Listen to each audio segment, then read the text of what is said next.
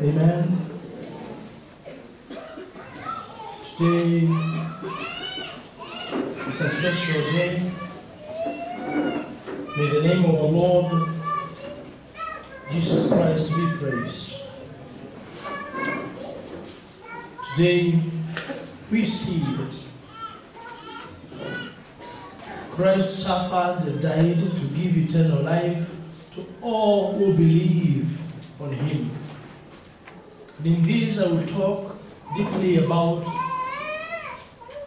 the passion for Christ, ablaze with it. How you are supposed to love all this that he did for you and for each and every person. Today is also a special day. We are thanking God because we've been praying for the blessings from the skies to the land that is rain, and we are surely seeing the blessings. Amen. And so today we urge God as we shying away from this year, only remaining with, I think, 2 Sundays. Is it? No, only 1 Sunday to next year. There are things we are supposed to do as church. It is you who will dictate the kind of life you will live, whether blessed or not. And also I welcome my friend Claire and Dita. Welcome and feel at home. I know many people also since last week Friday have experienced some things they don't understand. The coastline, the causeless in the front, the joys, weakness, strong. How many people experienced such a thing? Let me see. Actually, I walk on Monday sick. How many people? Okay. Nilikuwa najiuliza hapa ni hata kakitu. Because mbelana ukiwa mzima umeamuka uwezi amuka. Nikasema ni uchovu wa jana. Hii uchovu wa jana nimeletea hii. So nikatoka hapo jioni. Nikaona wacha nile nilio ndani. Amen. And God is good. I'm okay. And najua wengi hawako okay. Wangapi hawako okay? Nilikuwa najaribu kusikiza watu wakisifu. Nasikia kasauti kako mbali. Najua hapa. And by the way, it is almost everywhere. I met with the people yesterday, kila mtu ananiambia nilingoteka. Almost everybody. Kwa hivyo Mungu akubariki kama hujapata usipate. Maana akakuwa kazuri sana.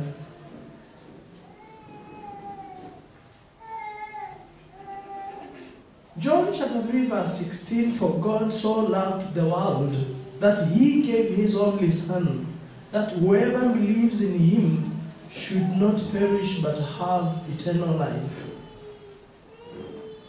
In our happiness times, we do not want to die. The wish for death rises only when our suffering seems unbearable. Hakuna mtu utakuta ambaye anaishi maisha mema akiwa anaweza kuwa na wanzo na kutamani kuaga makufa. Lakini ukikuta mtu ambaye anapitia magumu, anapitia mazito, huyo mtu ataanza kusema heri nife.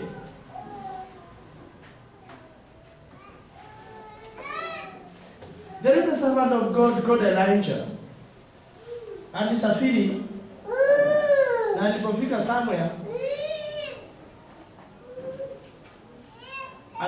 somewhere akaona heri nife. Lakini alikuwa amewaza kama mwanadamu And what did God do to counter that? Alimletea chakula yeye mwenyewe. All these aspects are telling you that there is nothing which is hard for God to do. There is nothing beyond God's reach and God's power.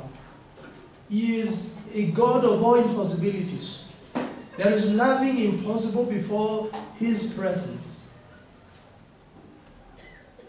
What we really want in those times is not death. And it is my prayer today. Kuwa Mungu atakubariki maishani so strongly that hakuna siku hata moja utawahi kufa. And I need you to differentiate this. Death is to only those who do not know God. Before Yesu aje afe msalabani, watu walikuwa wanaabudu.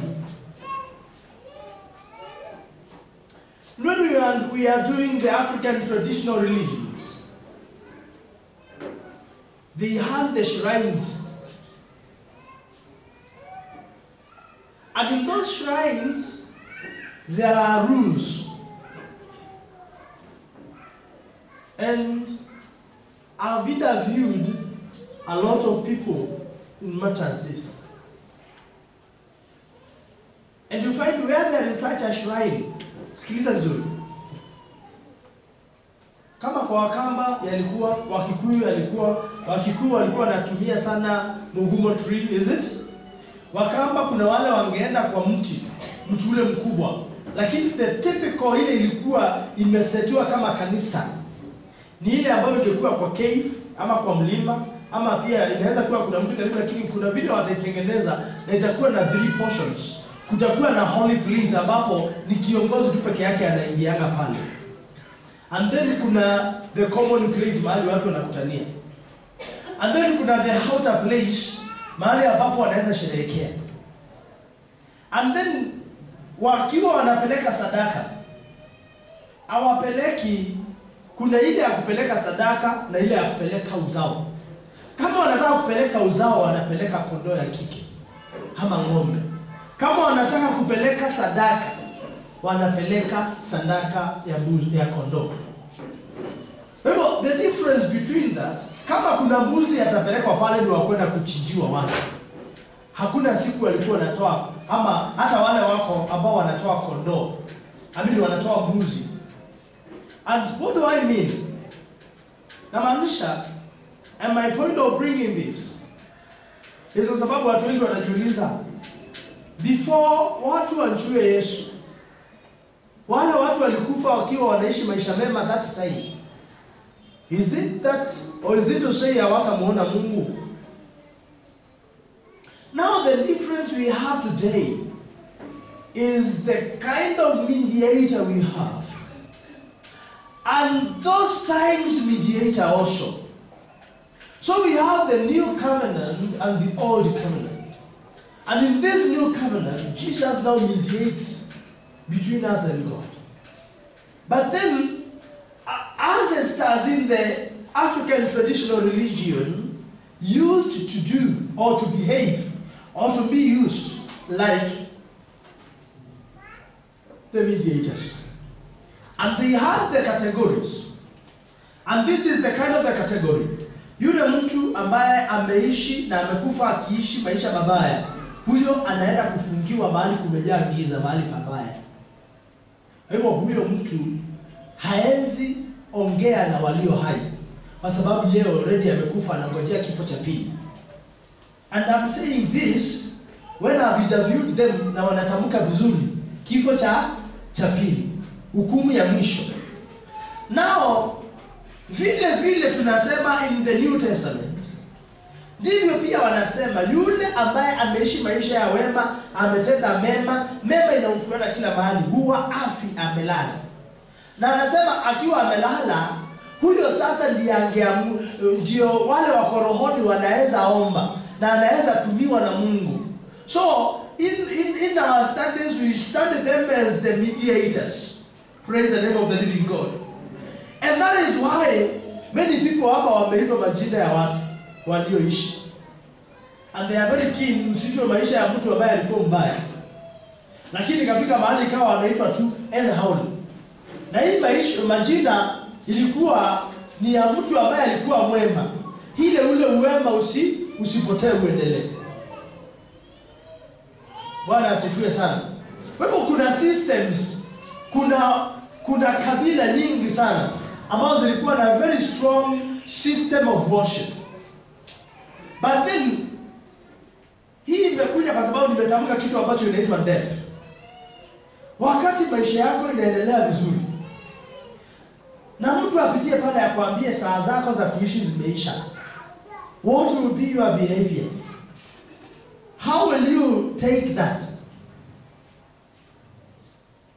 Imagine wewe ni mfalme Hezekia. Haunaambiwa panga nyumba yako kwa sababu muda wako umekwisha. What will be your reaction? Utainua mikono useme I've waited for this for long. Remember Bartholomew alipoenda akapeleka karibu na msalaba. Bwana asifiwe sana. Akaambiwa saa yake ya kukufa imefika. Who was an apostle of Jesus. Alipiga salute akasema I have yearned for this for quite a long time. Yaani nimekuwa nasubiria hii. Kumaanisha ni kama alikuwa anaomba Mungu nikianza kufa niende ile stage vieta. Lakini yake ilikuwa excellent. Naye huyu mfalme naye aligeuka akauliza Mungu, who will worship you? Bartholomew hakuuliza who will serve you, who will preach the new gospel to the people. Lakini ukiwa mtu anaenda na anaishi maisha mabaya ya mateso, utasikia mtu akisema aje amepumzika. Je, wewe ni mtoto wa Mungu? Utapitia mateso, utapitia shida katika huyu ulimwengu, ili tukikuja mazishini and God forbid tuseme amepumzika.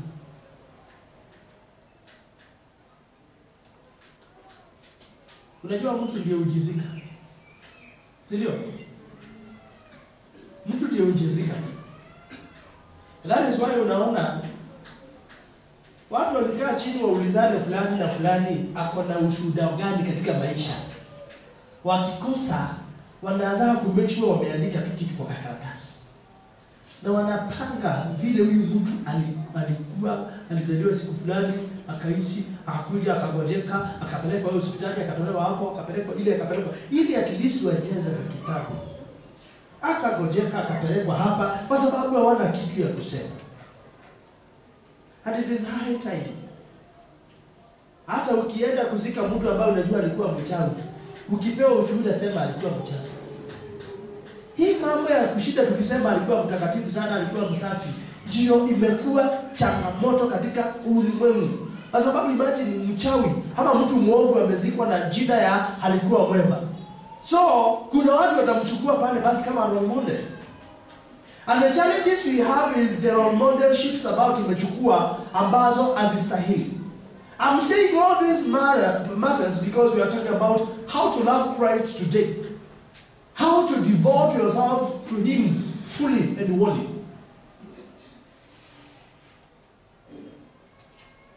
Siku yako ikifika na kama ni miaka 500 iko mbele, watu watasema nini kuhusu?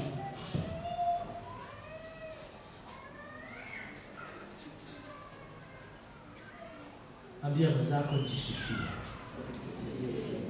Jisifie. Lakini cha muhimu ni kuwa hata watu waseme ulikuwa malaika na haukuwa malaika unaenda motoni, hata waseme ulikuwa mzuri, yani hiyo maneno itabadilisha the fact ya mahali unaelekea. And this is the high time for you to plan your life. Panga mambo yako sawa sawa. Panga vile ambavyo utaishi sawa sawa. Never waste your time in anything. I was meditating about something very strong yesterday. And this was it.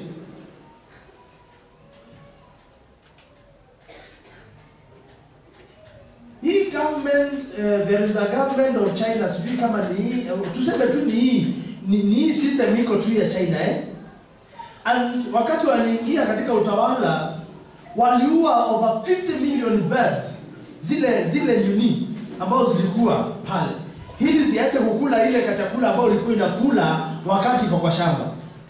Hawakujua kama hizi zilikuwa zinasaidia in pollination. Hawakujua kama hawa ndege walikuwa wanasaidia kwa kuua viroboto na zile vitu ambavyo vingeathiri nini mazao pale. And that is how waliingia kwa calamity ya miaka zaidi ya 8 China. I think 58 years ago, I was reading it somewhere. Now, ingia kwa kichaka, in the wilderness, in the forest, in our reserves. Na ukute pale hakutawekwa chui, ukute pale hakutawekwa simba, ukute pale hakutawekwa mnyama ambaye anaweza kula mwingine. What will happen?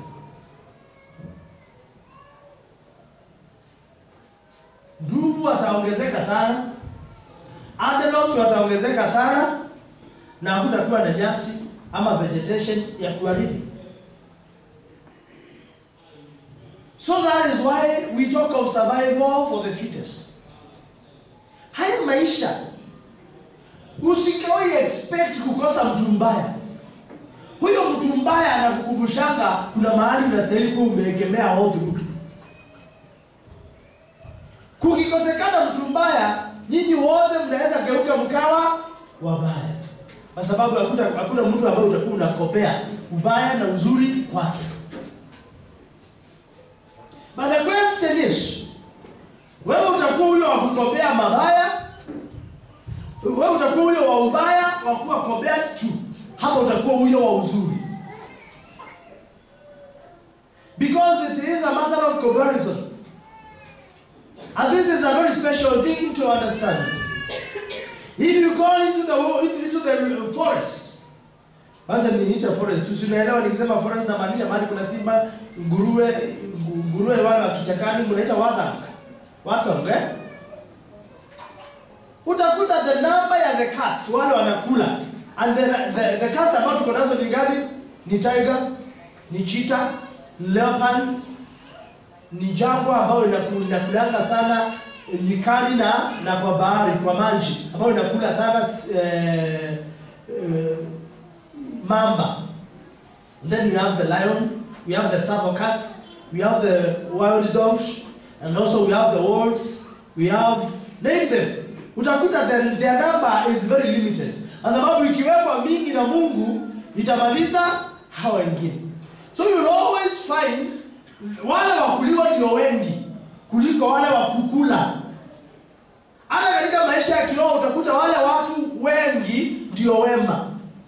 Challenge yao ni wanakuwa affected. Unaweza kuta alikimbizwa na akashtuka mguu. Hivyo amekuwa kilema juu ya yule simba ambaye alimkimbiza. Bwana asifiwe sana. So unakuta in the life kuna wale wataishi wakiwa na ile majeraha ya ile vita ile siku ambayo unaweza sema aliponea. Lakini then what was my worry, my joy yesterday when I was thinking of this, ni kuwa wakati hizi zote ziko, imagine kuna mnyama, iwe ni buffalo, iwe ni watho, yes, iwe ni antelope, anakufanga kwa uzoe wake, hakiwa hata haja hii mguzwa ama kuumwa ama kuumia ama kuanguka anyway, ama kukimbizwa. Na kuna yule hata anazaliwa leo, sasa ile tu ameanza kupata nguvu, in 5 days, in 5 months anakuwa chakula cha mwingine. Hasa swali langu ni, kati ya huyu mnyama ambaye amezaliwa, ameishi mpaka siku ya uzee wake, zebra amezeeka mpaka akawa hawezi tembea, akaanguka juu ya uzee akakufa.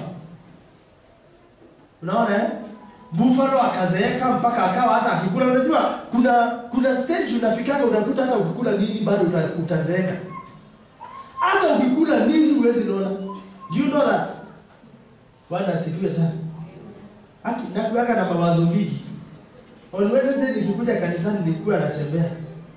Then sasa nikaona mtu mzee na mwingine kijana. Nikasikia Mungu ameniuliza, mtu anajuanga saa ile anazeeka. Wewe ushajiona ukizeeka hapo unajikutanga umezeeka. And so the answer was given by God was mtu hujikuta amezeeka. Wewe kama mtu hujikuta amezeeka, inamaanisha kuna roho fulani ambao hukuta mtu, ambao huingililia mtu, ambao humpata mtu. Bwana asifiwe sana. Acha nitumie mfano.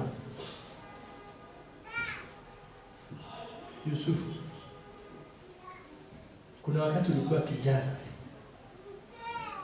Wewe uliangalia uliona nywele ikitani kuwa white ama uliamuka tu siku moja ukakuta leo iko hii white. Kesho kutwa ukakuta iko hii kile yote. Kesho hii kile ukakuta yote imekuwa white. Are you getting what I'm saying now? So what happens in life? Wewe ushaona ukigrow Kristo.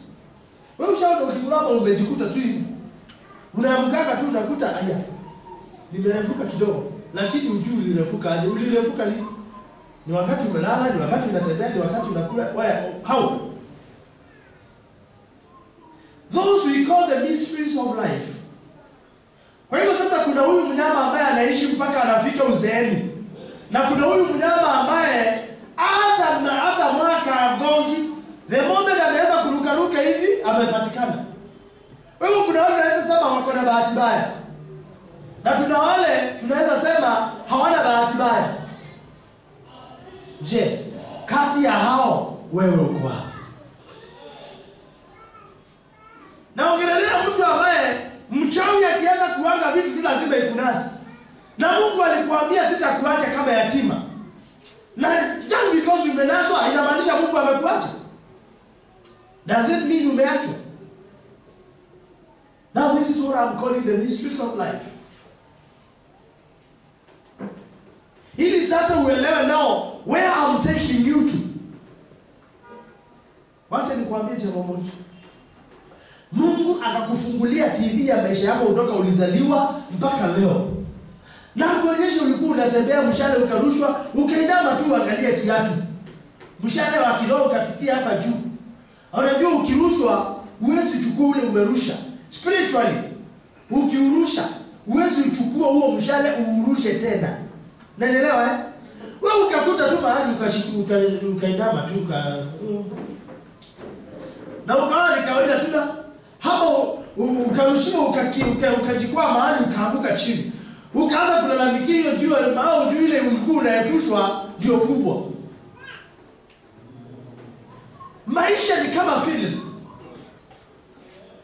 I've been very concerned about the spiritual life. I've been wondering, Yesu amekuja, ameanza kufunza mitume mambo ya rohoni si ya mwilini. Tena ameondoka amewaambia, endeni mkawafunze kunipata mimi. Mpaka anawaambia na mambo haya na ishara hizi zitawafuata wale ambao wataishi maisha ya namna hii. Kwa jina langu watatoa pepo, kwa jina langu watakunywa sumu itawadhuru, kwa jina langu watafanya hivi, watawekelea watu mikono wapone, na hata hao ni watu wa shirika. Hao ndio wanaambiwa hiyo mambo yote. Bwana asifiwe sana. What happened today? Hata wahubiri unakuta mhubiri kung'oa pepo hawezi. Kama mhubiri sitang'oa pepo, wewe utang'oa. Bwana asifiwe sana. Hivi wakati mnanipigia simu mnaniambia mambo ambayo Mungu anafanya. Mpaka hata mwingine alikuwa ananiambia nimetuma kijana yangu akanunua kitu kwa duka. Amekataza hizo duka zote kwa sababu ya kuna moto. Nimemwambia that is the life. Bwana asifiwe sana. Siku nyingine watu wanauliza mtatufukuza kwa hizo. Unajua watu wakiza mtatufukuza kwa hii soko. Bwana asifiwe sana. Hivyo sasa watu wakifika Sunday wakakuta pastor ameweka crusade mahali na ameweka zile nyimbo secular. Akaongesha wimbo tu Watu hapo wakachimba wakaanza kulewa. Walikuwa wanalewa na nini? Wanaimba ya katibui. Sijui mwingine walikuwa wanasikia anaimba maimba. Sijui maimba. Sasa hizo ndizo wanaimba.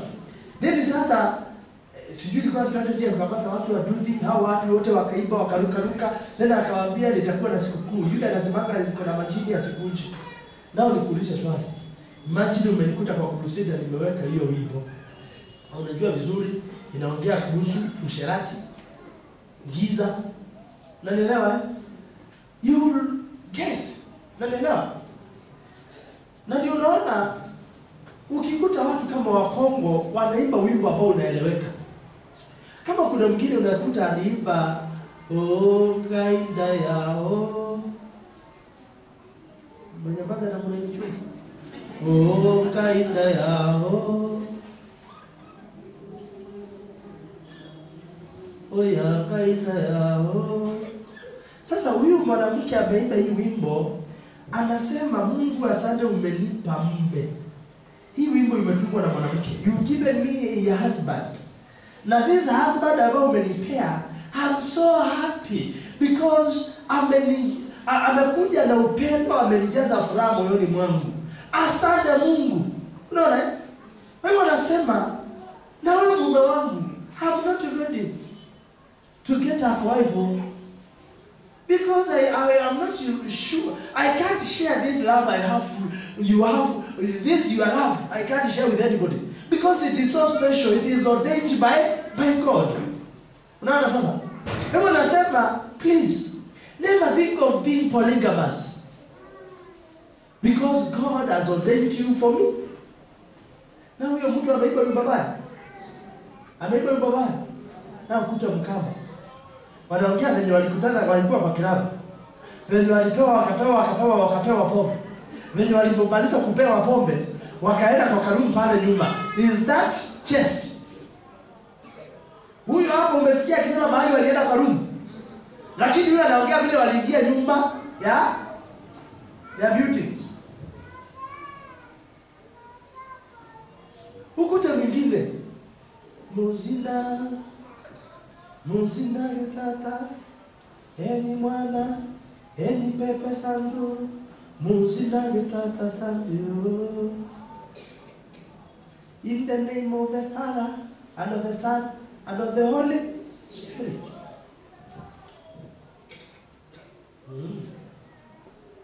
Siwezi kuambia sijui nilikuwa naziba secondary tukiiba zilizopendwa tunakuja mpaka plana ni hall hapa KICC. Sing praise to God who reigns above all thy glory. I brought that song all the way to here. Nilipenda kuimba kitabu. I one time also did the Catholic song too. Moja ilikuwa inaimbwa utukufu kwa Mungu juu na amani duniani kwa watu wenye mapenzi mema. Tunakusifu, tunakuheshimu, tunakuabudu, tunakutukuza, tunakushukuru kwa ajili ya utukufu wako mkuu. Bwana Yesu Kristo, mwana wa pekee. Bwana Mungu, mwana kondoo wa Mungu, Bwana wa Baba. Ewe mwenye kuondoa dhambi za dunia, utuhurumie. Ewe mwenye kuketi kuume kwa Baba, pokea ombi letu. So sasa unakuta sasa nilikuwa najifunza tu nikiwa. So all that I'm talking about is survival for the fittest. What will make you survive? Because watu wakikaa chini katika kikao, Isaiah 54 verse 15, wakupangie mabaya na wewe moyoni mwako pia umepangia mtu mwingine kando mabaya, wewe na hao ni adui wa Mungu. So the challenge ambayo imekumba wana wa Mungu ni kuwa wale wachawi wako na njama, hata wewe uko na njama. How will you win the war? Kwa kuwa ndiwe uliye peke yako mtakatifu, kwa kuwa ndiwe peke yako. Amen. Sijui kama kuna shule hapa nje ifanya Kaunga ya Che, which is in two versions, the Taita version and the Swahili version. Dhambi ilikunja, dhambi ilikunja, dhambi ilikunja ulimwenguni katuletea. Dhambi imeondoa usalama, dhambi imetuondolea nguvu. Kifo na wafu, dhambi imetutenga na Mungu. Then sasa Kaunga ya Che ikajulikana zaidi. Anani ameitunga?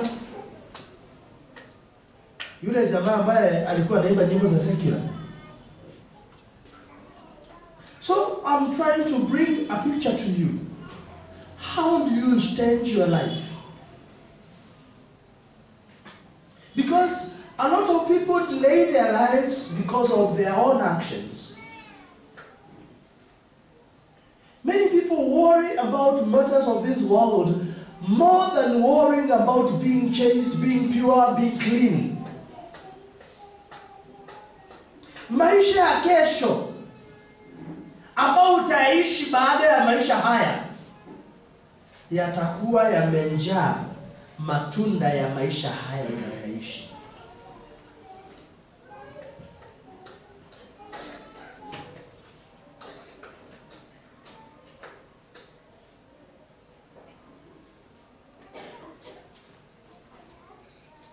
Unapoishi usibebe uchungu wowote moyoni mwako, because hiyo ni mbegu ambao it will end up corrupting you. Never carry hate. Never harbor within you rage, bitterness, unforgiveness. Kwa sababu hiyo sio mbegu ya Mungu. Kile kilikasirisha Mungu akamaliza mtu ambaye alikuwa anaitwa nani? Musa. Ni kwa sababu hakuna mtu ameongea ana kwa ana Mungu na Musa. Lakini mwanaume anakuwa amejaa hasira, anafanya vitu bila naye Mungu anasema I'm slow to anger. Angekuwa sio slow to anger, wewe ni mambo mangapi unapitiana? Si angekuwa bado ameikumbuka. So we would love for the good times to come again. We would like the pain to go away. We would like to have our loved one back from the grave. We want life and happiness. That is everyone's desire, is it? But then we have the power to affect. You have the power to manipulate which kind of life you wish to have. Many times we are kidding ourselves when we romanticize death as the climax of our life well lived. Let me tell you the truth. Death is not the climax of life. It is a door to another life. Either good life or life of misery. So from today, wacha kuangalia kifo ni mlango tu kuingia another avenue. Bwana asifiwe sana. Hapa mnafanyaga surprises, si ndio? Wangapi wameshai surprisewa? Ukaenda mahali ukiwa na folded na then unafunguliwa.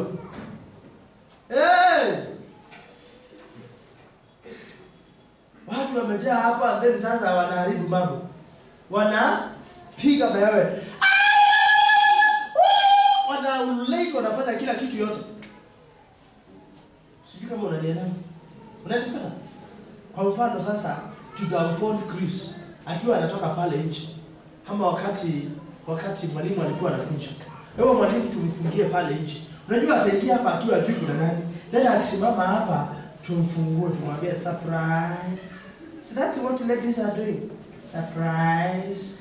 How do you think surprise will be like? Now, who knows? Baada ya exit, watu huku wanalia. Watu huku wanapiga duru. Na wewe you are surprised. Haukuwa una expect hii maisha. Si nilikuwa naenda kanisani nilikuwa na expect ile maisha ya ninakuta wakiimba.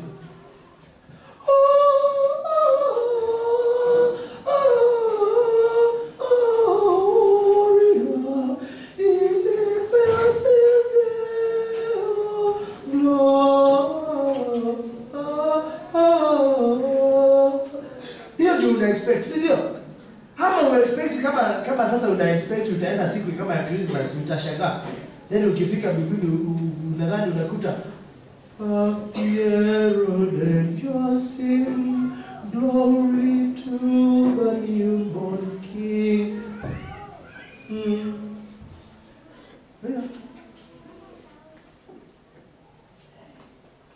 Ukuti kingine unashtukia unakuta anachomeka. Where will your surprise be? Ikiapa ni saizi pa. Tulia tumesindikiza mwili. Tunalia kwa sababu huyo ameenda tujue ameenda wapi. Mimi nikijua ameenda mbinguni, mimi siwezi hivi. Hii mambo ya tutaonana tena watananga nayo Bana unaweza jitabiria kwenda kukutana naye huko kwa Mungu. Bwana asifiwe sana. Hata mimi nitajua kwani maisha yake ilikuwa hapo. Anza kujiona wewe as wewe na yeye as and then sasa utengeneza maisha yako.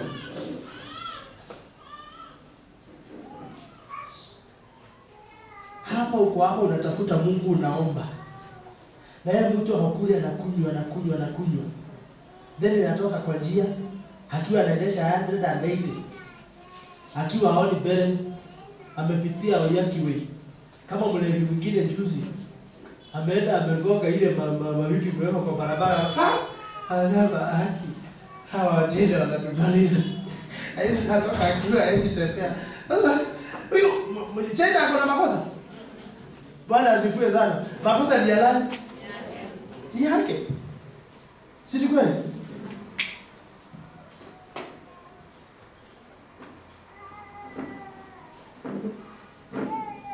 Kuna msichana amekufa na ameingia hii kanisa. Ashakuja. Akaniambia mimi nataka kuokoka, nikamwambia karibu kanisani. Haleluya. Si mimi ni mhubiri. Wakati amekuja tukianza kuomba bidii mimi ameenda. Mwanamke amekunywa mimi akakunywa mpaka akafika mahali akawa akulani chakula. Akiamuka lunch, supper, ukimpea hata banana, ndizi haizi maliza nusu. Alisema afikisha bagadi walikuta hata mahindi haiko. Hata lunch haziko.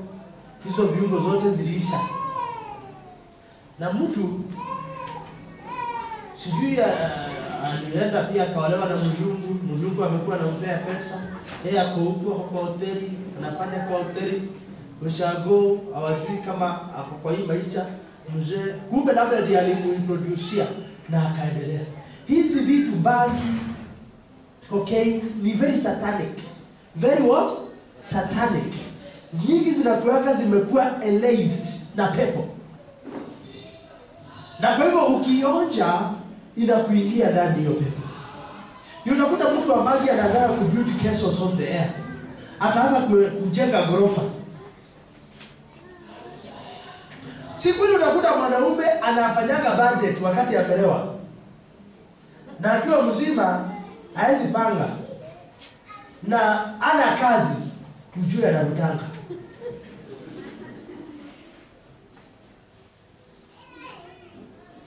Hizi vitu nasikiaga maana sijaivuta. Mtu Mtu akivuta anasikiaga akiwa ulimwengu mwingine. By the way, kama uko hapa na ushavuta hiyo kitu kikubwa, unaweza inua mkono tu tuambie ni ukweli ama ni uongo. Suriacha. Kuna mmoja alivuta hapa. Haya, unakumbuka ile kitu nimesema? Tuko wapi? Kanisani. Maisha utengenezwa leo. Hata kujiamini ni kitu ya muhimu. Kuna mtu hapa asivuta hizo vitu. Bangi. Acha nione wale watu ambao wanaogopa kusema ukweli. Nampigia hao wameinua mikono, naona watu wanne lakini mmoja amejua hivi. Inua kile ni juu kabisa. Juu kabisa. Endelea kuinua wale washavuta. Acha kuogopa. Kama unajua ushakula hiki kitu, beba mkono juu. Tunakupigia makofi maana hutakuja tena. Kama bado hujainua, unajua anasema na mama kwa hapa ataniona aje, wacha nikwambie. Mungu ndiye yako mkubwa. Mama hata asiki. Haya, inua hivi. Mimi sijainua tunishani, ninakuonyesha vile unainua. Msiweke chini. Mnataka kuniambia wote wameweka chini hakuna mmoja amenini? Ni wapi kweli? Asante kwa kuinua. Wewe. Ushaikusa. Thank you. Angalie, utakuona tu. Takukamata tu saa hizi. James uko sawa? Amos. Hapo kwaje? Bwana asifiwe sana. Now, sija kwambia uweke chini. Ulipovuta, ulinotice ulikuwa unaona ni kama unatembea lakini utembei. Unaona ni kama unapitia kwa hewa, yaani unaona vitu. In another way, ulikuwa unaona aje by the way?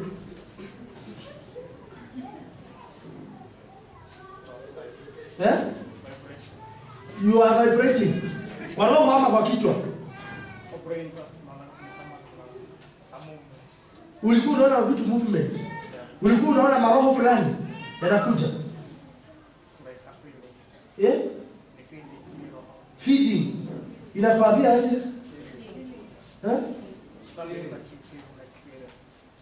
So, yako ilikuwa inakwambia uende pale kwa State House na waanze kupanda kama ule jamaa alikuwa anataka kupitia kwa mlango ya ukuta. Hapa mladhani yule alikuwa anafanya nini? Wapi unaingiliana kwa fence? Wewe ulikuwa unasikiaje?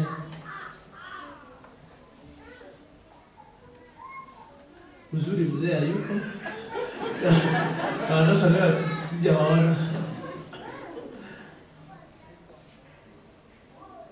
Bwana asifiwe. Ulijipea ama ulikuwa na friend? Ulijipea? Nataka ule mtu alikuwa na friend.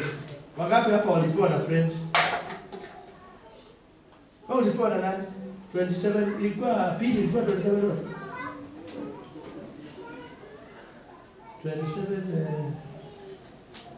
27 online. Ulijipea? No, mimi sina wasiwasi. Maswali yangu ni ulijuaje mahali natokaka? Uwezi ninacha. Ulijuaje mahali inauzagwa?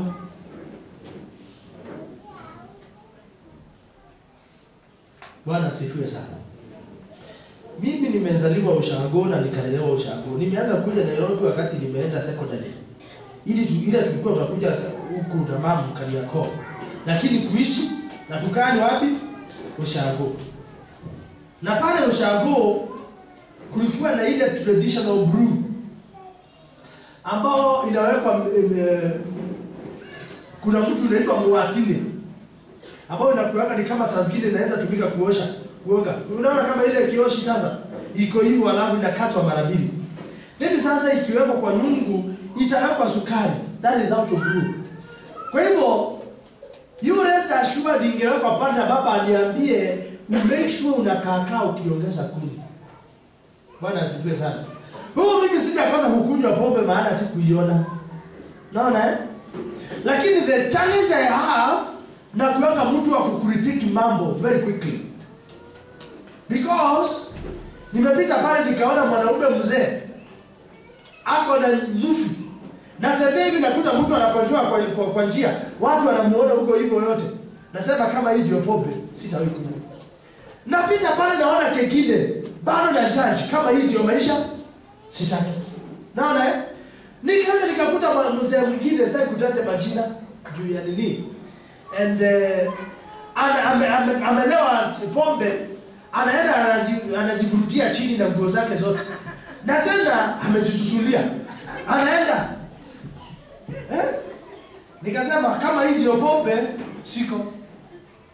My sister anajua mwingine ambaye alikuwa anakunywa, and then anaenda step 4 mbele, anarudi 5 nyuma.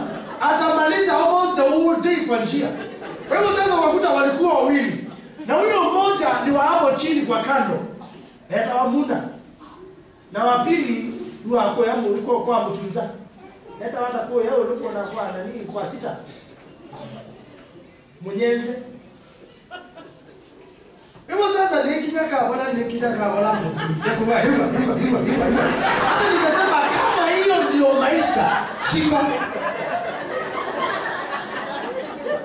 Imagine mtu mzima unashikia mtundo kwa njia. Mimi sitaishi maisha ya namna hiyo. Kuna vitu zinafanyikanga before your presence ili Mungu akitaka uamue kitu. Because imagine mtu mzima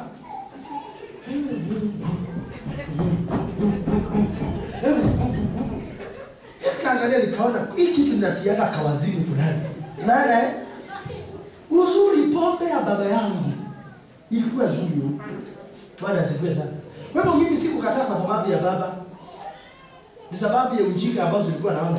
Baba kile alikuwa anafanya, yeye alikuwa kuimbia wajukuu. Unaona? Hebu atakuja ametunga nyimbo. Babangu alikuwa mwimbaji. Wakati wake alikuwa mpiga nini? Ngoma. Haleluya. Na hata mimi ukiona ninaimba, mjui zitatoka wapi. Mama alikuwa ndiye wa kuongoza kwao before olewe. Hebu sasa hawa wajukuu wa baba ndiye sasa walikuwa wanakuja kuimbiwa nyimbo. Atakuja ameweka kamkate hapa aletee Patricia. Atakuja tu na koti, ameweka hapa hivi. Na ataanza kuitatia kwa njia. Hata imba hapo. Kwa hivyo hiyo ilikuwa maisha mazuri ya. Kwa hivyo sikuona baba akiwa na hiyo vita. Lakini wengine nilikuwa pia naona na wakiwa na nini? Na vita. Hebu ya baba alikuwa anataka kufurahi na watoto. Na inafikanga mahali inakuwa utafurahi tu wakati uko nomo. Wakati akosomba hata imba na wao. Wakati akosomba ataimba. Hapo kwake sasa nikasema kama nikiwa siwezi fanya hivi, basi sitafanya. Hili kama nitacheka na wewe, nicheke na wewe nikiwa wapi? Nomo. Kwa sababu hii nitacheka na wewe nikiwa siko nomo, naweza kuwa na pretend. Vitu nyingi ambavyo unaona vijana wanafanya leo hili kwa sababu ya hizo bangi.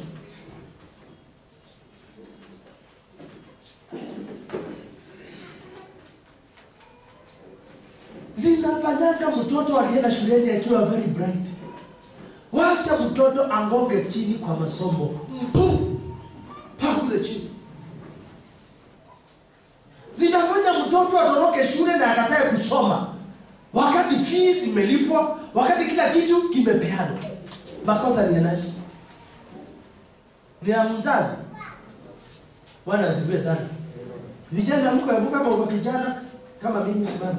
Hata mimi ni kijana. Hebu simameni vijana.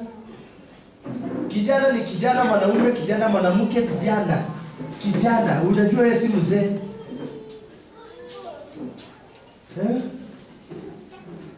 John hata wewe kijana siku. Vijana.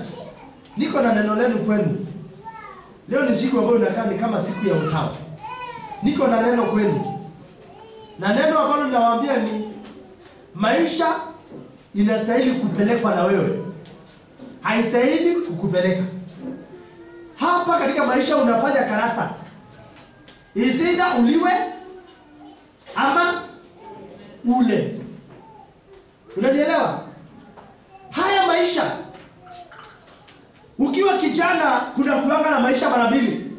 Kuna kijana ambaye hana akili. Na kuna mwingine ambaye hapo na akili. What do I mean hapa ya hana akili? Akili yake amebebewa na kijana mwingine. Hebu tikisha yako. Usikie kama iko na wewe ama umebebewa na yeye. Unanielewa kile nasema? Tikisha tu, jiangalie vizuri. Wewe umejibebea. Wewe uko na akili ya kwako. Hama akili yako umebebewa. Kwa sababu kama umebebewa anakuwa anakuambia shika hii nganja, unashika. Kula hii, unakula. Onja hii, unaonja. Wewe maisha yako unapangiwa ama unajipangia? Kama utapangiwa, waacha wakupanga hawa Mungu peke yake. Usiishi maisha ili ufurahishe watu. Afadhali ukae peke yako. Mimi nakaaga nafanya mambo yangu nikimaliza. Nakuwa nimepumzika. Bwana asifiwe sana. Mpaka hata watoto washajua wananiulizaga, baba leo unabaki. Wakiona naenda napata yule mdogo, baba unaenda. Kwa sababu as long as kuna kitu nafanya, iwe ni laptop iwe nini, nitakuwa nimejipea masaa ya adhani masaa yangu na wao. Je, the question is, saa hizi especially hao vijana wako shule, vifua zimeanza kunenepa. Unanielewa eh? Na inatakanyaka mtu. Sisemi usiende kucheza mpira. Mimi nilikuwa nacheza mpira huko. He is a witness. Nilikuwa nacheza nini? Mpira.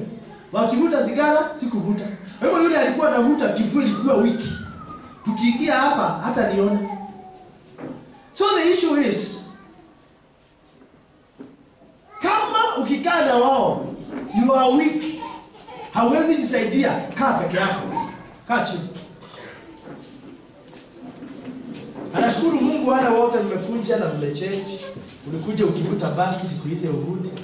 Hata majina ya marasta umeondoa, hata nywele ukanyoa. Bwana asifiwe sana.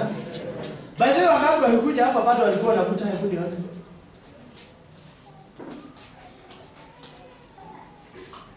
Asante pigia J. Ni ja. Jina inaanza na J.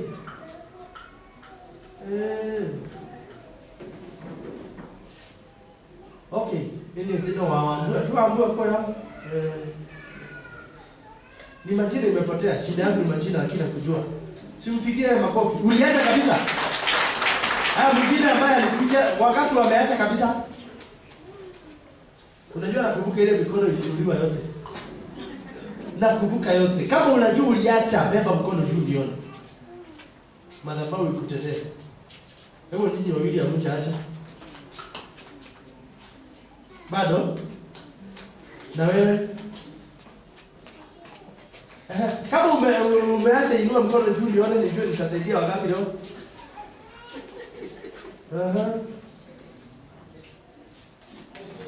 Wewe bado? Nimekulemea. Nitakusaidia. Wewe madam? You think I forget? Na wewe kijana?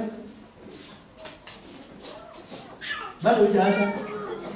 Lakini ushaikuja hapa tena? Na wewe kijana ushaikuja? Ila huyo mama nishaimuona hapa. Wewe ndiye sijaiona. What happened to the bangi? Let me tell you what happens to either anything to do with smoking or anything to do with drinking. All these substances, other than a few, zinakuwa zimejazwa na carbon. It is the carbon. The smoke you take in, it's part of carbon, okay? So what happens, these things comes to distort your mind, to distort your vision. And so we have, you know, vision is not only the eyes, even the mind has the vision. That's why unasikia unapata gas. Unanielewa eh? So the carbon, hata kwa mfano, unajua unaweza gongwa kofi mzuri kwa uso ulewe. Bwana asifiwe sana. Hujaona mtu anaweza gongwa hapa akaanza kutembea hivi ni kama naona. Hujaona mtu ameanguka tu analewa direct. Anaanza kutembea hivi anaanguka hana balance. Umeelewa sasa eh? Kwa sababu there is something which has been triggered in the body. So, hizi vitu kwa jina la Yesu Kristo zinakoma. Na Ile pepo inakuanga inaendana nayo inaitwa njinibuka. Haikuangi bure. Kwa hivyo kama uko ready kwa maombi ya leo na juu utaacha. And so God made us that way. In Ecclesiastes chapter 3 verse 11, He has put eternity into man's heart. We are created in God's image, and God loves life and lives forever. We were made to live forever, and we will. Amen? The opposite of eternal life is not annihilation, it is hell. Jesus spoke of it more than anybody, and He made plain that rejecting the eternal life He often would result not in obliteration, but in the misery of God's wrath. John chapter 3 verse 36, whoever believes in the Son has eternal life. Whoever does not obey the Son shall not see life, but the wrath of God remains on him. And it remains forever. Jesus said in Matthew chapter 25 verse 46, this will go away into eternal punishment, but the righteous into eternal life. This is an unspeakable reality that shows the infinite evil of treating God with indifference or contempt. So Jesus warns, if your eye causes you to sin, tear it out. It is better for you to enter the kingdom of God with one eye than with 2 eyes to be thrown into hell, where their worm does not die and the fire is not quenched.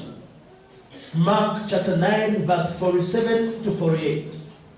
Tunaambiwa kuzimu, zile vidudu ziko pale huazichomeki na azifi. Nikuulize, zinakuwa zafanya kazi gani? Imagine nikipitia hapa kwa sikio, ingie kwa kichwa, iteremke, itokee kwa mapua, ingililie kwa meno. It will be painful. Unasikia ni kusanga meno.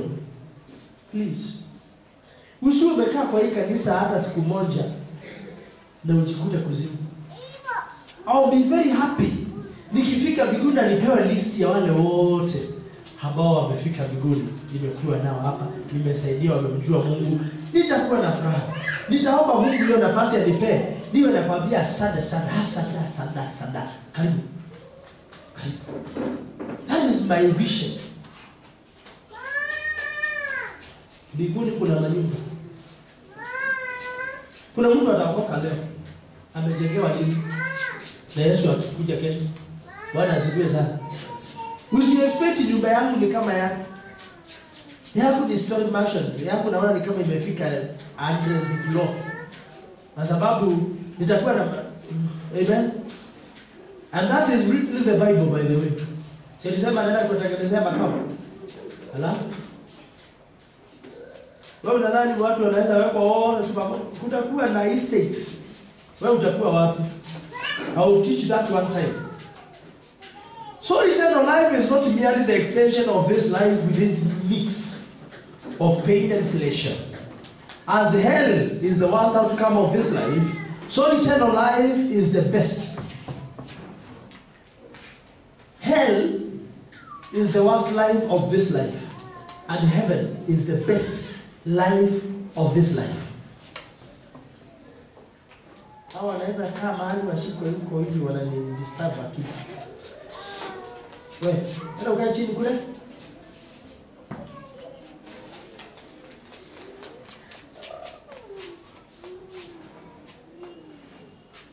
Washikeni maana nikiwachuna kadogo tu atakaa.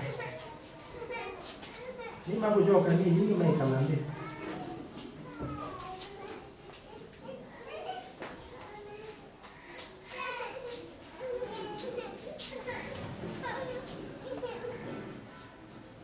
It is supreme and ever-increasing happiness where all sin and all sadness will be gone.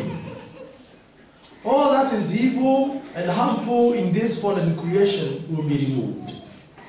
All that is good all that will bring true and lasting happiness will be preserved and purified and diversified.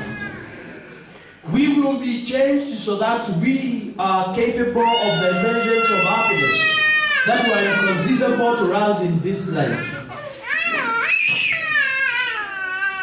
1 Corinthians chapter 2 verse 9, what nor eye has seen, nor ear heard, nor the heart of man imagined, God has prepared for those who love Him.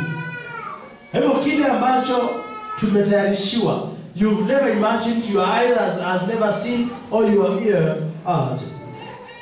It is true every moment of life, now and always. For those who trust Christ, the best is yet to come. We will see the all-satisfying glory of God. John 17 verse 3. This is eternal life, that they know you, the only true God, and Jesus Christ whom you sent. For this Christ suffered and died. Why would we not embrace Him as our treasure and live?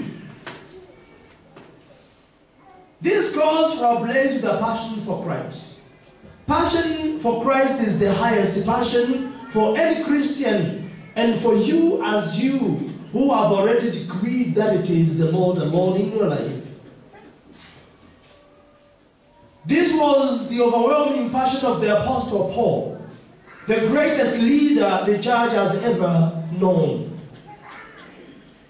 He says in Galatians chapter 2 verse 20, for Paul exultingly proclaimed, to me to live is Christ. That is, Philippians chapter 1 verse 21. To live for Paul was Christ. And I call you today that in every stance of your life, that for you to live, it will be Christ. Not anything else. Not any substance. Not anything which can demean your life. He says in Galatians 2 verse 20, I no longer live, but Christ lives in me. May you be that handed to Christ, that you will be in a position to decree and to declare that no longer I who lives, but Christ who lives in me. Here, Paul's ringing testimony of Philippians chapter 3 verses 7 to 10. Whatever was to my profit I now consider loss for the sake of Christ. What is more, I consider everything a loss compared to the surpassing greatness of knowing Christ Jesus my Lord. For whose sake I have lost all things, I consider them rubbish, that I may gain Christ. I want to know Christ. So let everything in your life be inferior to Jesus. Let Jesus in your life be superior. All called by Jesus, as in all called by Christ, especially leaders, this must be our ruling passion also. Such a passion for Christ sets a leader apart from no others. Sets a believer apart from all others.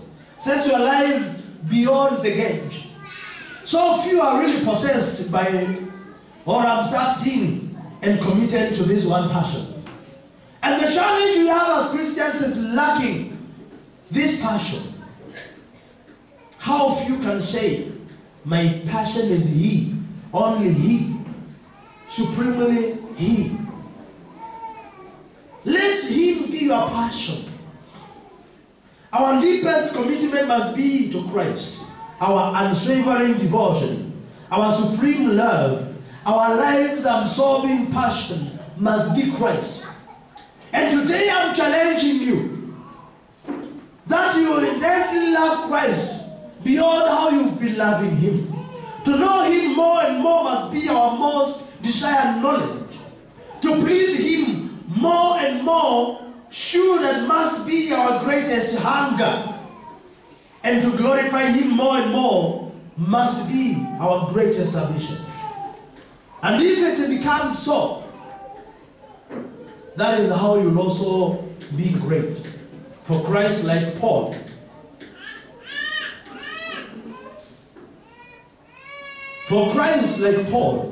we live or die.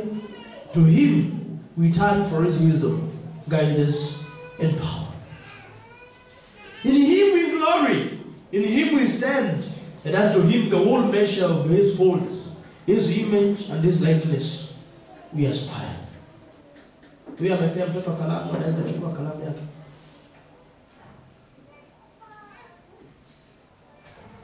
Our passion for Christ as a person must be above and beyond our passion for His cause or our commitment to His service.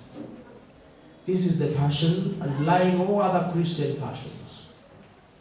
He is our goal and our exemplar. He is the example we are supposed to emulate. He is our whole desire and our eternal reward. He is our Alpha and Omega. He is our beginning and our end. And because He is all this, He must become our intensely personal beloved one. The passion for Christ transmutes into a dringly, deep and personal love for Christ. How well are you indulged to Him? How much do you love Christ? Are you ablaze with the love for Christ? Is this love, or is your Christianity, or your salvation, or your personality? In your personality, do people see Christ in you? You depend on Him. And if you depend on Him, then the whole world will see Him in you. Your deepened passion for Jesus must begin with your passion of love. Your deeper dimension of love for Him. You are more intensely in love with Him. So you are more intensely personal devotion to Him. You are more constant delighting in His love and more frequent resting in His love. It is not a mere commitment of orthodoxy or of duty, but rather the whole soul self-giving of yourself in joyous personal abandonment. How well do you love Jesus? Wewe unakaanga tu hivi ukasikia ukasema Mungu nakupenda. One time, yani nimependa Yesu mpaka nimelala. Najikuta tu na asubuhi ulikuwa unaota unasema haki Yesu nakupenda. Yesu nakupenda. Because it begins with you are loving Him. My dear, love is not one way. Si unataka akupende? Je, unampenda? Love is not one way. Uliza mwanaume ambaye ameoa mwanamke. Mwanamke ambaye ameolewa na mwanaume na hawapendani. Mmoja anapenda na mwingine hapendi.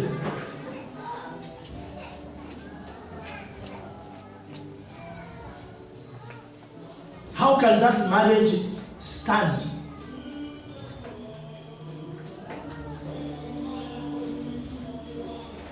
Kama ni ile ya wazungu upendo unaingiaka na unaisha. The name Jesus must be far more than the official God-given name of our wonderful Savior. It must be the delightfully sweet and soul-thrilling name of, your beloved.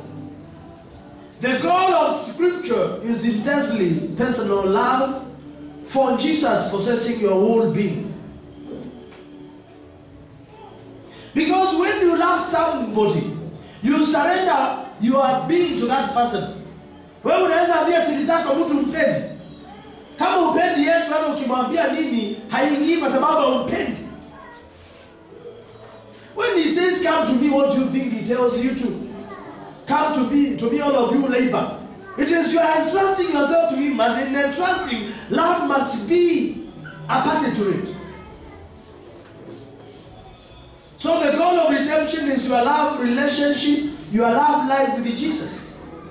That is the goal of redemption. Your love relationship with Jesus. Your love life with Jesus. Uliza mwenzako, do you love Jesus?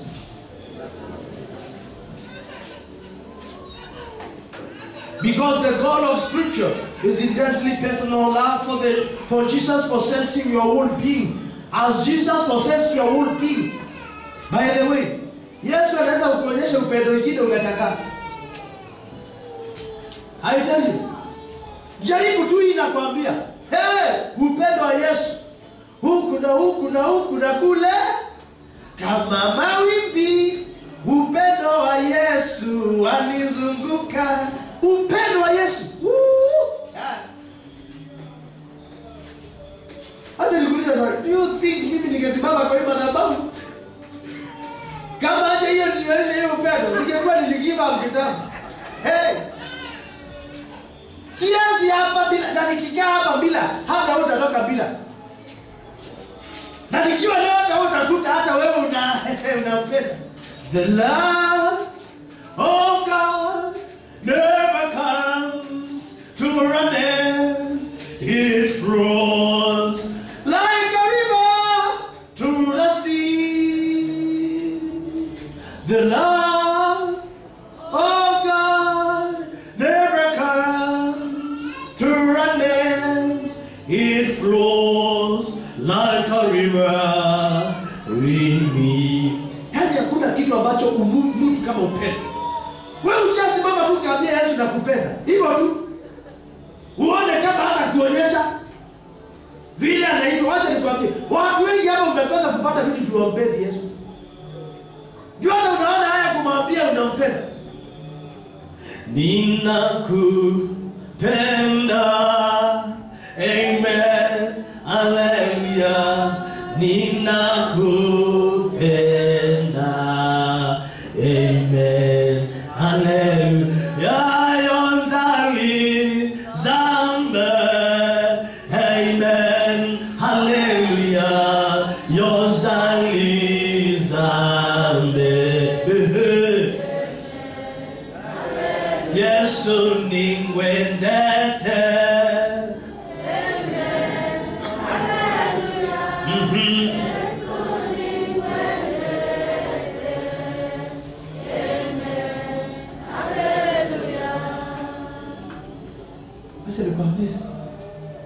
Penda tu Yesu uone kama hii mambo unatakanga itatimia. Wacheni niwaambie leo ni record nikiwa kwa madhabahu. Penda Yesu uone kama mambo itabadilika. Na ukipenda Yesu hapa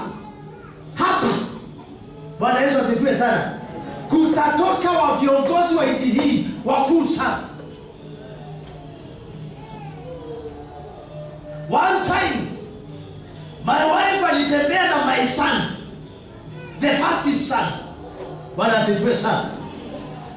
Na akafika kwa hoteli siku moja. Akakuta mama amjui. Akamwambia, this boy will be a president. And I assure you, he will be a president. Wengi hapa wanaona Rafael na anaona ndoto. Boka madasi wao. Mwanze kunikaribia mapema. Wewe nikuulize swali. Mtu anaweza amuka tu hivi akwambie, na by the way, acha nikwambie jambo moja. I've named my children.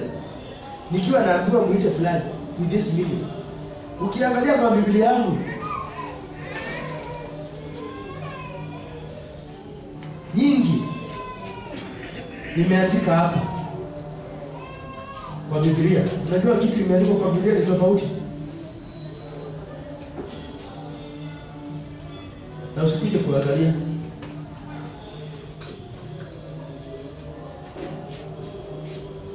Siku moja nchi itaongozwa na watu ambao nobody anatarajia anaweza ongoza.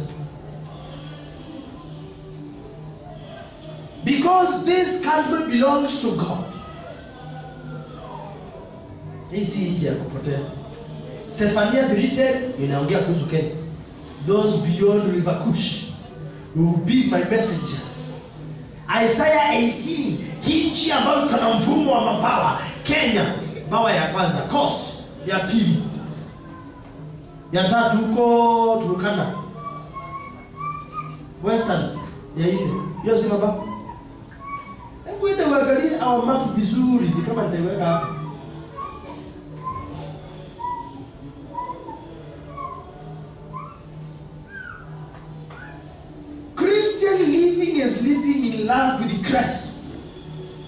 many people are Christians. Wacha nikwambie jambo moja. Yesu amependa mpaka wenye dhambi. Wewe upendo wako sitakuweka na mpaka. Unipende mimi sikupendi. Unanipenda nitakupenda. Hiyo ndio upendo wetu. On Sunday we talked about the infinite love of Christ and finite life of man. Because finite is limited. But infinite is unlimited. Lakini Yesu akiingia ndani yako, your love won't be limited. Prayer communion is looking lovingly into Jesus' eyes, breathing to Jesus' voice, resting in Jesus' arms. Hallelujah. Hata tunaimba niko mbele zako Bwana wa mabwana, niko mbele zako Bwana wa mabwana. Christ's passionate lovers have bejeweled the history and heritage of the church. No Christian leader is greater than his love. No one. Few today realize the intense devotion to Christ in the early church and in our sainted martyrs. Kanisa la kwanza lilikuwa limejaa upendo, and you can articulate and go to record about what they did. Kanisa la leo ni loveless. Hata tunapewa mfano wa kanisa moja ambalo linaitwa la Efeso. The Holy Spirit can develop in us just as ardent devotion as He did in those days. Do not consider abnormal the passionate love for Christ in such flaming heart and souls as those servants departed. You need yours today.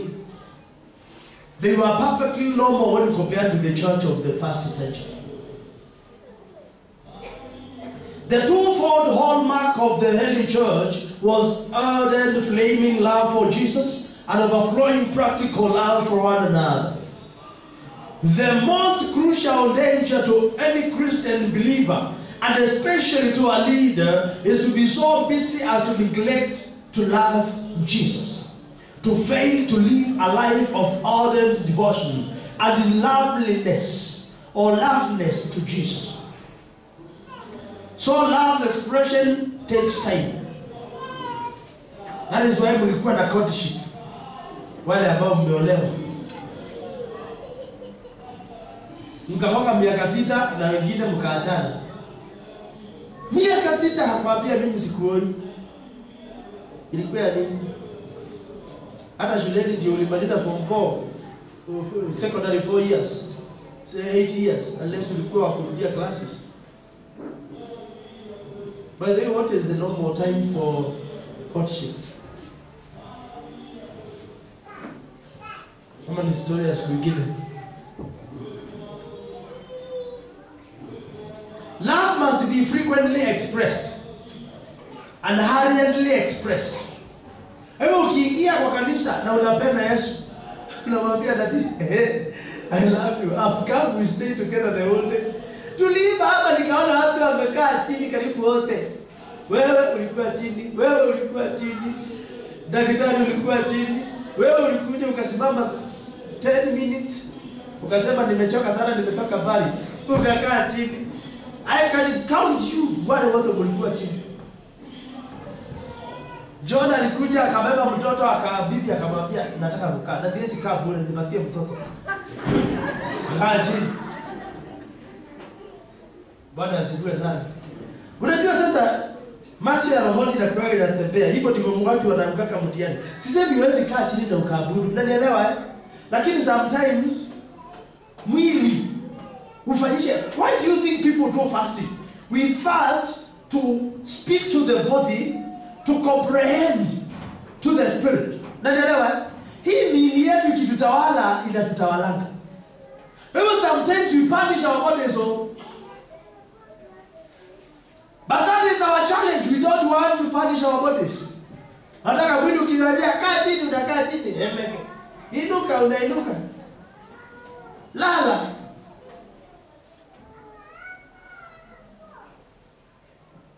Unajua shida iko hapa? Do you know you sit more than you stand? Do you know standing is very heavy? Ushakuta askari rungu ambaye anashindana akisimama akiwa na challenge. Wewe ukipita pande wanafanya kazi amesimama, unasema siwezi simama hivyo. Mwili wako huwezi simama hivyo, umelazimisha kaa tu. Unaelewa the difference I'm talking about? Mwili huu hutoshekaki. Hakuna siku mwili utakwambia nimeridhika. Sasa zingine unawaambia wewe umesema hili utasimama. Lakini mwili ukikwambia kaa chini, simama.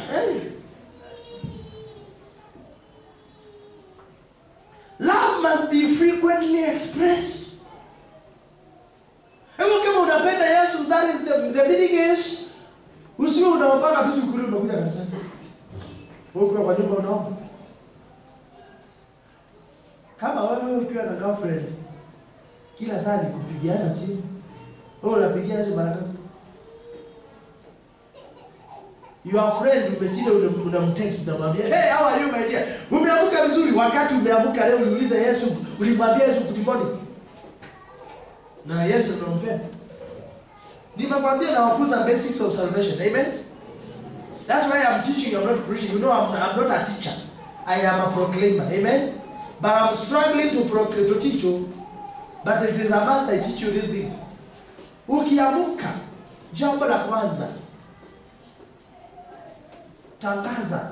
Ombi la kwanza liliombwa na Ayubu, I command the day to be on our side. Ukiamka unakuanga already umeshinda. Mwanzo, nataka uelewe. Maisha wazia kwa giza, umanishikia kwa mwanga. What do I mean? Dunia, in this life we are, ni kama maisha ya gizani.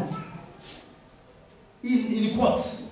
Kwa sababu tukiingia katika maisha ya nuru, tutakuwa na Kristo. Hebu Kristo ameingia ndani yako akupe nuru. Hebu utakuwa na nuru tu wakati uko na Kristo. Kama una Kristo, unasikia watu wanaweza sema toka kwenye giza, unajiuliza niko kwa giza. Kumbe anamaanisha acha maisha ya dhambi. Hebu kuna SDA wameimba wimbo ambao nitatamani sana kukuimbia kama mstari tu. Wameimba I think wameport from sijui 13 something.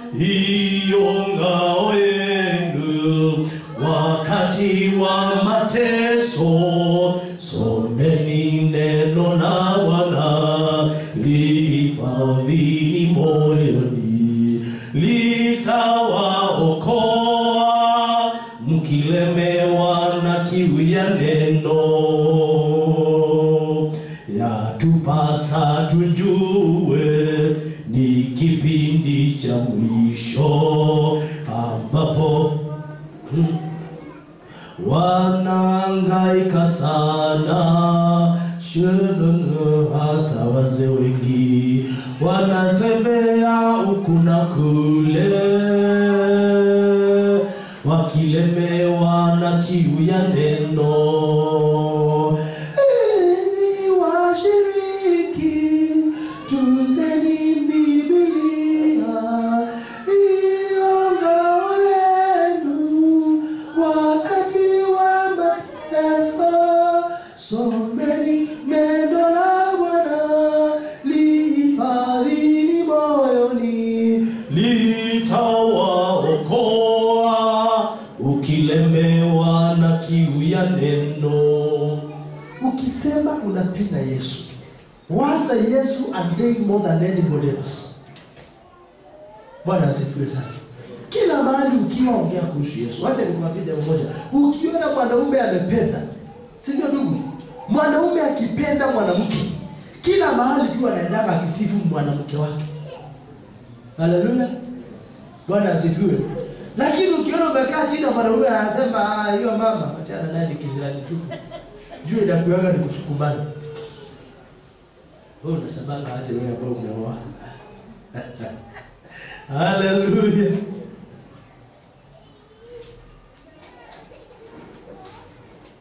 The Holy Spirit is eager to lead you into ever more thrilling love to Jesus. That is why Jesus has allowed the Holy Spirit to be part of our lives. To supply you with all the love you are willing to lavish on Jesus.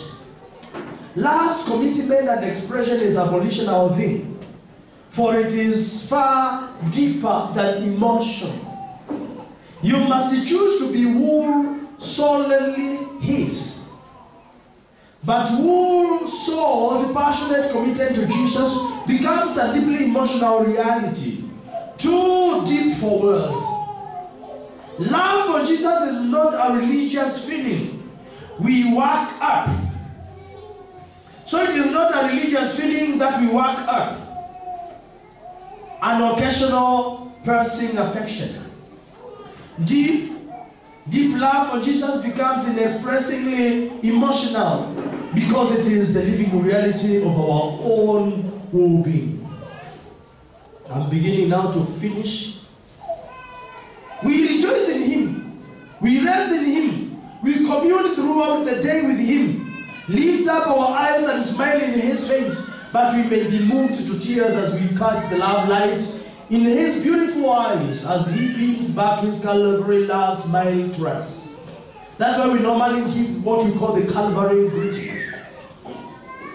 The great of the kingdom have been those who loved God more than others did. Even you, if you love God more, you'll be great in the kingdom. Those who have really looked into the face of Jesus cannot be but captivated by His love. Too often our love for Jesus is sadly impersonal. We believe in His person. We worship His person, but we relate to Him far too impersonally. There is too much distance and tragic remoteness in our fellowship. True, He is our infinitely holy God, and we are but sin deformed creatures before Him. He has loved us and continues to love us in such a state. He is our sovereign King, and we bow before His majesty.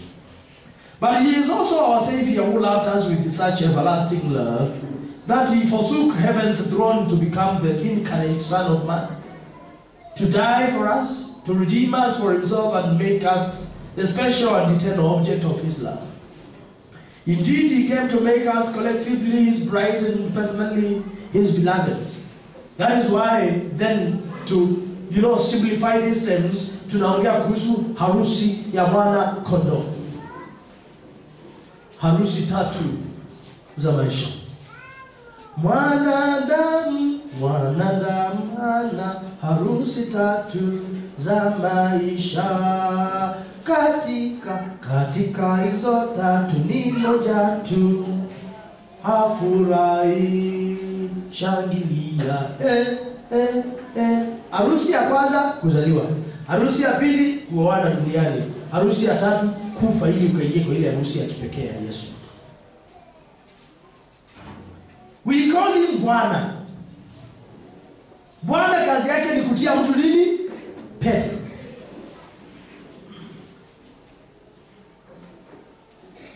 Bwana kazi yake ni kutia mtu pete.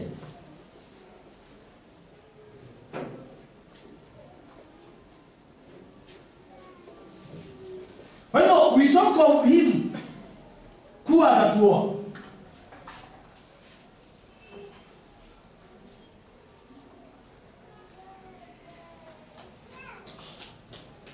And it is very vital to understand that.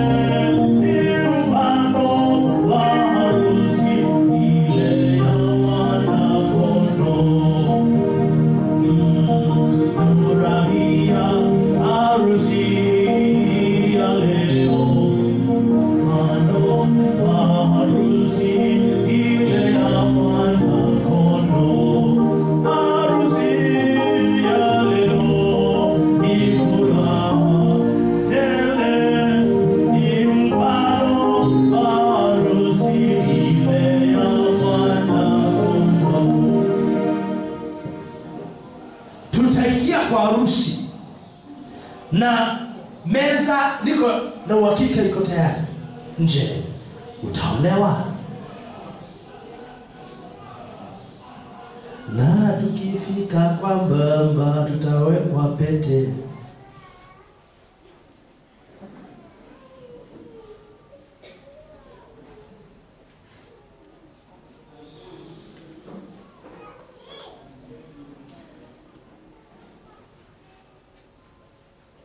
So too often our love for Jesus is something impersonal.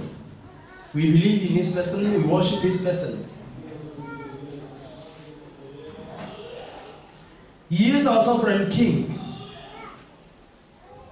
And we bow before his majesty. Indeed, he came to make us collectively his bride and personally his beloved. The words of Jesus to the church at Ephesus are searching to us as Christian leaders, as Christian believers today. Ephesus was a model church. When Paul wrote to the Ephesian church, he mentioned love 20 times. If you read the book of Ephesus, Paul has mentioned love 20 times. Now perhaps some 30 years later, Christ speaks through John when he was at the Isle of Patmos, in the island of Patmos, accusing them of having forsaken their first love.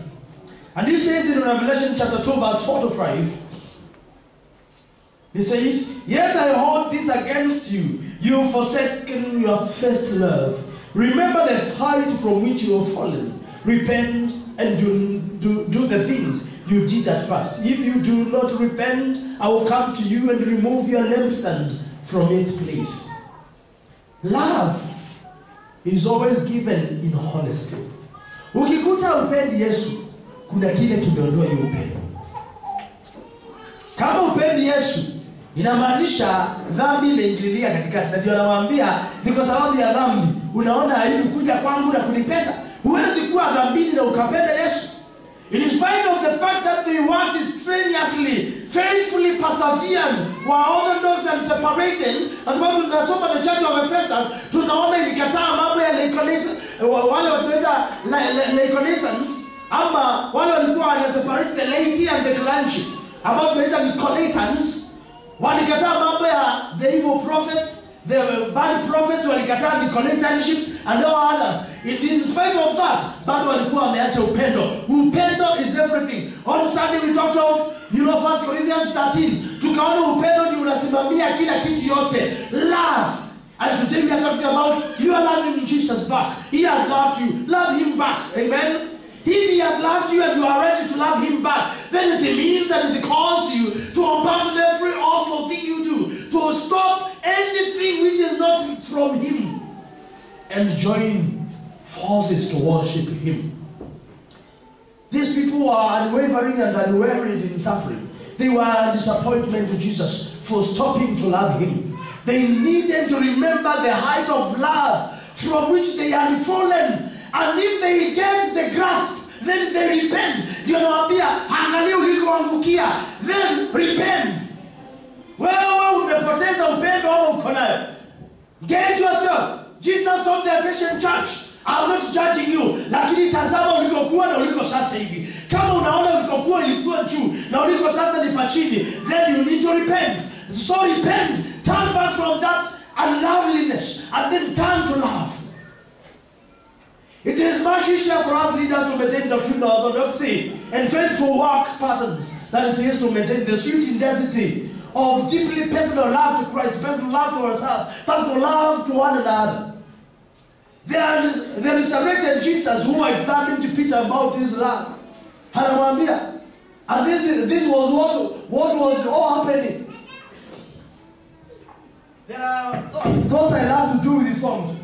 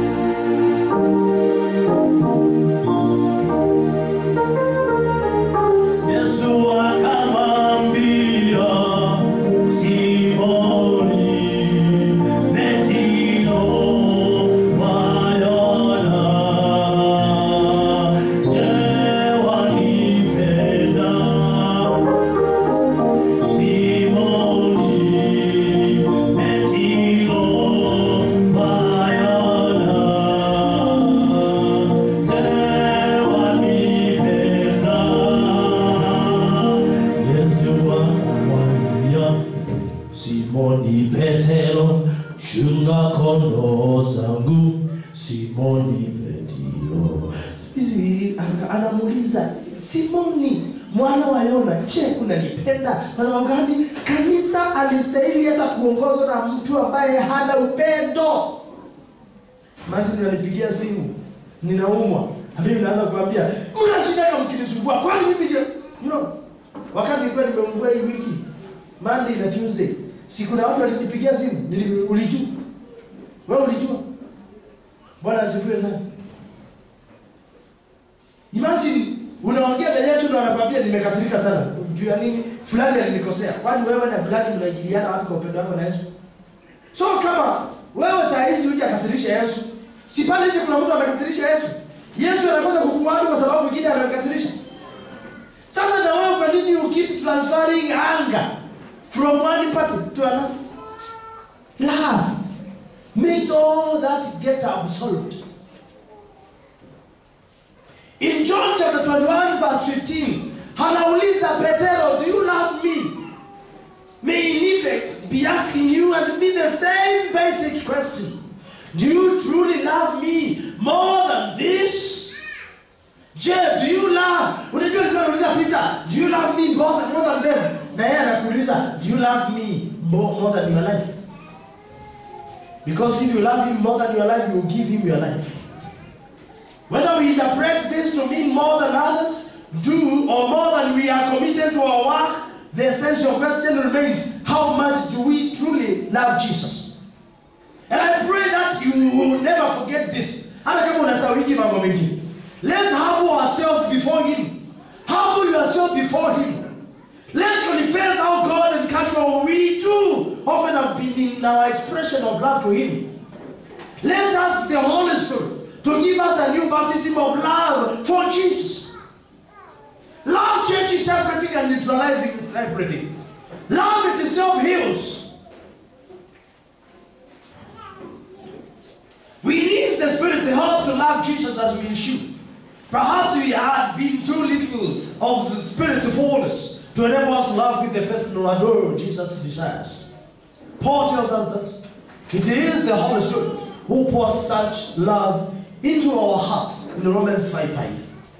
Can you pray these words after me? Lord, it is my chief complaint that my love is weak and faint. Yet I love thee and adore you. All for grace to come thee more. May you increase in me your love in a heavenly identity. In Jesus' name. Jesus' response to us is John 14 verse 21. He who loves me will be loved by my Father, and I too will love him and show myself to him. So if you don't love him, then how will God the Father love you? And we can only access him through Jesus. Remember the incomparability of God. There are unapproachableness between you and God, because of one, you are a created creature, and secondly, you are a sinner. And so because of that, we can only approach him only when we have the person of Jesus Christ with us and in us. You can never do without him, and you can never get there without him. Loving Jesus will transform your life. If you decree that this is my mandate and you love him, that will change and mold your life into better. Loving Jesus makes you a happy Christian, so to speak, an expectant Christian full of hope and faith. Because you can never expect something from the person you don't love. Hakuna venye uta-expect mume wako au mke wako akuletee zawadi kama kati yenu hakuna upendo una-exist. You only find wale wanapendana, wanapelekana out. Leo unapeleka out, kesho unapelekwa out, kwa sababu you are doing what we call in music canon. Kwa kama kukoda na canon music. Rejoice in the Lord, always rejoice in the Lord. So wengine wanaimba mbele, wengine wako nyuma, ni kama mashindano. Hauwezi peana kitu kwa rafiki yako kama si rafiki. Everything happens out of friendship. Why? John 3:16, for God so loved in the world. It is because of love that you are saved. It is because he loved the world that he gave his only and begotten Son, so that you be redeemed. So if there is no love, there is nothing. Love, ambia mwenzako, love. Mwambie, love. Loving Jesus will transform your prayer life, both your communion and your intercession. It will make putting priority on prayer much easier. Loving Jesus will make you a radiant witness of all he means to you and does for you. Loving Jesus makes you God conscious and surrounds you with his presence. A passion for Jesus will bring new life and power to you and to our preachers. Power to your public speaking and preaching. Because that gives you confidence. Niko na Yesu. Hata mchawi kikuinukia, niko na Yesu. Wewe unataka kunipigia uniambie fulani ameninukia, nataka uniambie fulani amejaribu, lakini upendo wa Yesu unanizunguka. Because when you are told that, now you are very confident, it gives you confidence. Siwezi lomba, mimi nikiwa nimesimama hapa, hata waende kuzimu na wakuje, hawataniweza. Kwa sababu gani? Yesu yuko ndani yangu, alinipenda kwanza, period. So when you place that love before you, it becomes a self-guard, it protects, it equips, and it keeps you ready to receive something from God. A passion for Jesus will bring new life, and it will add a new reality, joy, and often a poignancy to one's personal conversations about Jesus. Because you can't speak well about him when you don't love him. I can't stand before you to talk about one man. Kutoka nizaliwe. Kila saa nikisimama hapa naongea kuhusu one man kama simpendi. And I want you to join the queue, loving him. Hallelujah. Kama unapenda Yesu mpigie makofi. All the passions build upon or flow from your passion for Jesus. A passion for souls grows out of a passion for Christ. A passion for missions builds upon a passion for Christ. Love of Christ is the greatest incentive for missionary work. Desire to help the underprivileged, the dialects of society, and for evangelization remains always rooted or built upon one's passion for Christ. You can never help anybody who is in need if you don't love Christ. You only help on terms of you love Christ. The most crucial danger to a Christian leader or to a Christian believer, whatever his role is, to lack a passion for Christ. The most direct route to personal renewal and new effectiveness is leadership. In leadership is a new all-consuming passion for Christ. Lord, I pray, give us passion to love you, whatever the cost. Give me passion to love you more. You need to learn to speak to God. If you are pressing the words. Manikimalizia. Mambo ya Nyakati wa pili. Second Chronicles chapter 20 verse 20. Anasema alipoamka siku hiyo ya asubuhi, Yehoshafati akaamka akamwambia, wana wa Yuda, nisikilizeni na nyinyi Israeli. Mwaminini Bwana Mungu wenu, ndivyo mtakavyodhibitika. Waaminini manabii wake, ndivyo mtakavyobarikiwa. Ndivyo mtakavyofanikiwa. Kuna mambo mawili ambayo leo hii naomba, unapopenda Mungu, tia upendo wa kipekee na umwamini Mungu. Usipomwamini Mungu, you will never succeed in this life. Secondly, baraka zinapitia kwa watumishi wake. You must attach your love to somebody who... Anasema waamini, amini kile ninakwambia. Hiki ninachokuambia ukikiaminia utafanikiwa. Because the end result for this ni mafanikio. Bwana asifiwe sana. Mafanikio huja kwa kuaminia walio mlango wa baraka. So the issue is, in life, usidanganywe na mtu kuwa utaaminia watu. Utaaminia. Lakini mimi hutaamini juu ya neno langu. Utaniamini juu ya neno ambalo nimekuletea. Wewe utakuwa unaamini mimi, unaamini hilo neno. Bwana asifiwe sana. Amen. Kama Paulo anasema sio mimi niishie, bali Kristo aishivyo na aishie ndani yangu. Hivyo ndivyo na mimi nasema na nilivyo. Hiki ninachokuambia, hata kama unaweza kuwa unalipuuzanga, usikipuuze. Shika hiki ambacho ninakwambia, kitakujenga na kitakufanya ufanikiwe. Kutoka sura ya 14, mstari wa 13 hadi 14. Walipokuwa wanalilia hapo kando ya bahari, wakiwa wanaona kama watamezwa, juu ya upendo wa Mungu, Mungu akawaambia, be still and know and see what I can do. Kwa sababu gani? Sababu hakuna kilicho kigumu kwangu. Anasema vita ni za Bwana. Hata Zaburi 91, read Psalm 91 yote. Inasema hata wache 10,000 kuliani mwako, hakuna libaya bali litakuzukia, kwa sababu Mungu anakupenda. Anasema in Psalm 127 verse 1 to 2, anasema hajengaye nyumba, anasema anachoka bure yeye ambaye anajenga pasipo Mungu kumjengea. Yeye anakesha bure achungaye pasipo Mungu kuchunga naye. Bwana asipoijenga nyumba, waijengao wafanya kazi bure. Bwana asipoulinda mji, yeye aulindaye akesha bure.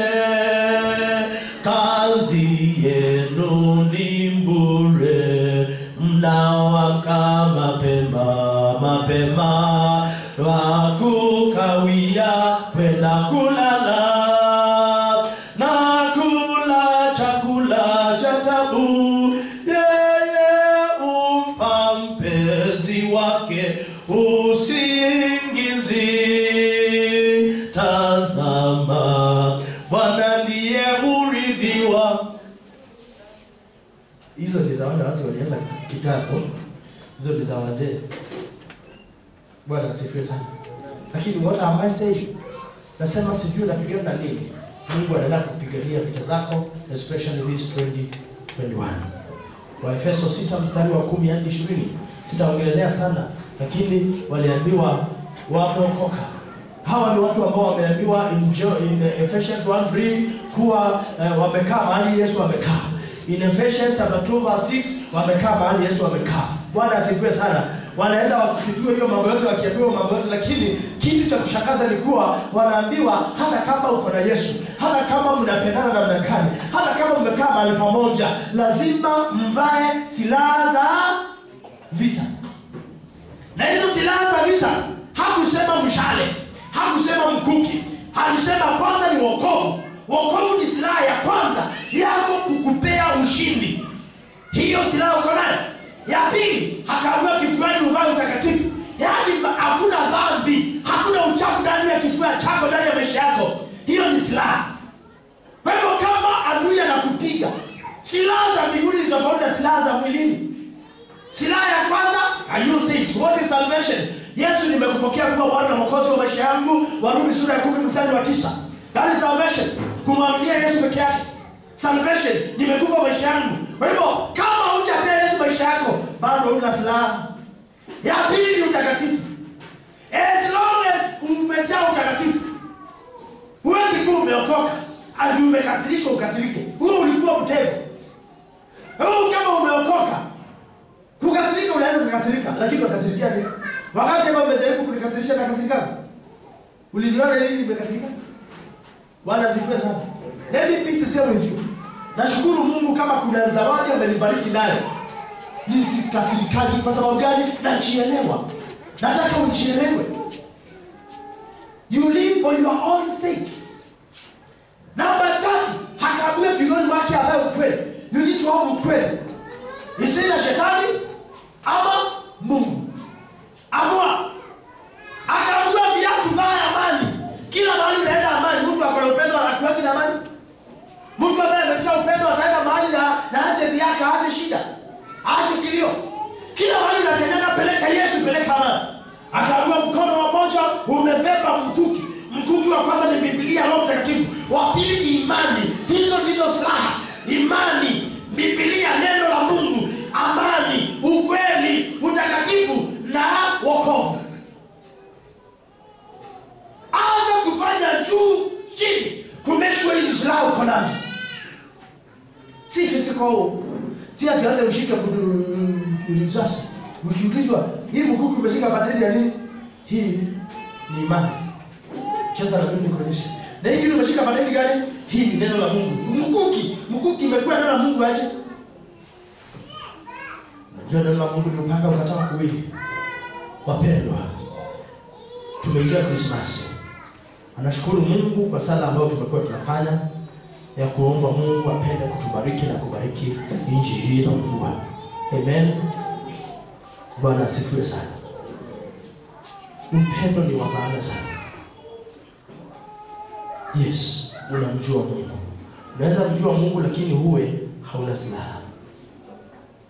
Je, nyumba ambayo imejengwa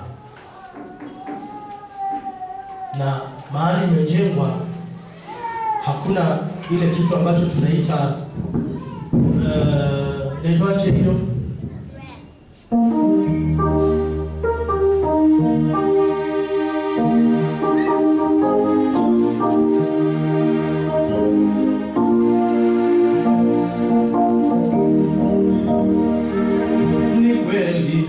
Ni kweli kuchagua moja wakati bado wayapenda. Ujue Yesu yu njiani, yuaja na hata kawia. Utazame mtini, Bwana aliangikwa kwa ajili yako, akafa. Mtini, Bwana aliangikwa kwa ajili yako.